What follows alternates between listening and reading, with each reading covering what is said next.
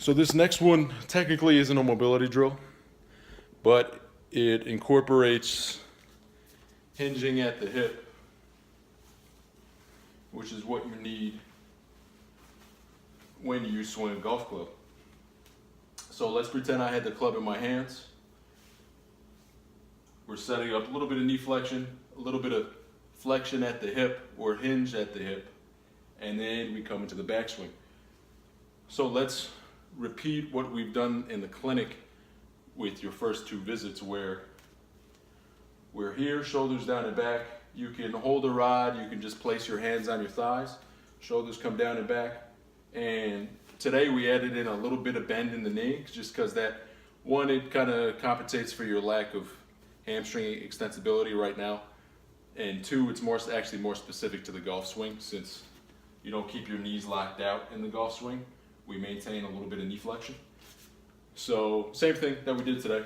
Knees a little bent, hands right here, down and back, and you're just gonna work on having your sacrum travel backwards. Trying to keep the low back in a neutral position, hands right to the knees, and then come back up.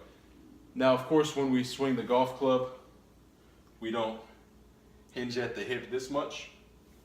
But if you try to increase the range of motion while we do this, it's not only going to be specific to the golf swing at this range right here, but it's going to be specific to when we work on lifting objects, relatively heavy objects, up from the ground. So that's about 4 exercises that I want you to do. 3 mobility drills, 1 drill that's a little bit more motor control. And just remember, when we're doing this hip hinge, shoulders down and back, I call that the reverse shrug, knees a little bit bent, and then bring the belly button to the spine, activate deep core musculature. So we're trying to keep the deep core muscles on to assist in pressurizing the abdominal compartment to keep the low back as neutral as possible as the spine tips forwards. So give those 4 things a try. This last one that we did, do about 40 reps if you can, once or twice a day.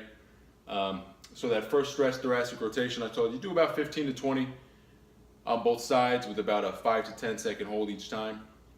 That 90-90 stretch, the second one I showed you, 30 seconds 3 times, both sides.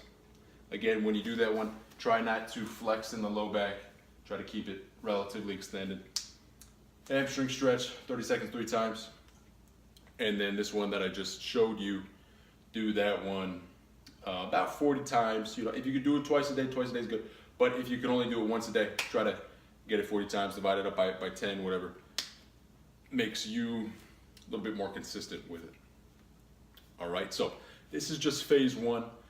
As we progress, not only in range of motion, but in terms of your symptoms getting a little bit better, then I'm going to give you more drills that you're going to do outside of the clinic, just so that you could be as independent as possible. And I will see you, I believe, Wednesday. All right, have a great night. Have a fantastic weekend.